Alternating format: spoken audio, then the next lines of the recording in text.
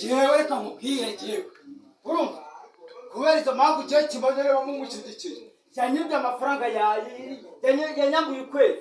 amezi 9 none cyakimaze nagisorenge gisima nakijyanye baza twanda bagofata wowe mkarta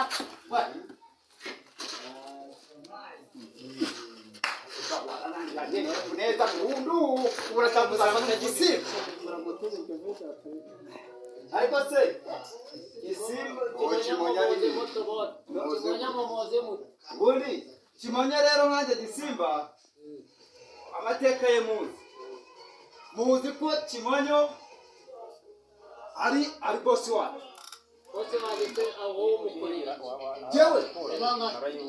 jewe mwahirira inka none ukatoza kotoza waje kwibera gare ukamwebera ibintu byose yaba nago yarayibonye none ntabwo nari ahubwo turagufata rero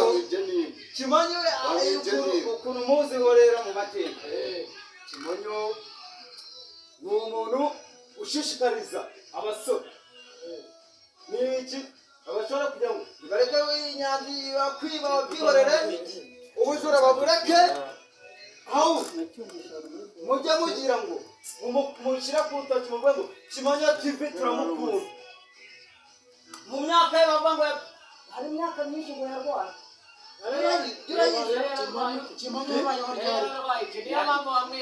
yararwaye igitima ku kibuno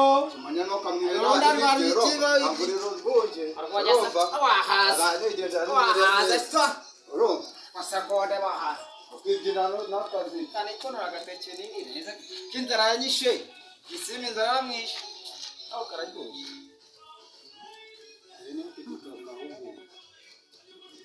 kararyoshye tu mama dore wa mugabo rwaba rumugezemo musa akira shuna wumva kirasoma shu anga gasuzuguro kaji kamu gejewe azasuzugura bone kurande Gisimba uri kumwe na Kimonyo wamwaye gasinda nukajya gusengera mu kabari nabwo mutanyishira muri kumwe sha muri kumwe ahubwo wowe bagufatira umuntu muri kumwe oya ngiye muri kumwe Esa ndo bakiza kadabo. Moya muri kumwe muri kumwe ureka babwire mwabagabo reka nkubwire ndi muntu urumva cyabwira shidoramu leta murekane babwire hagararira aho baza kuzica Gisimba hagararira aho ngaho umaze iminsi wiba hano nk'umudugudu wa Gisimba Kuri muri umushyire hasi shagi. wari wonye rwa rukoko Navuye. amana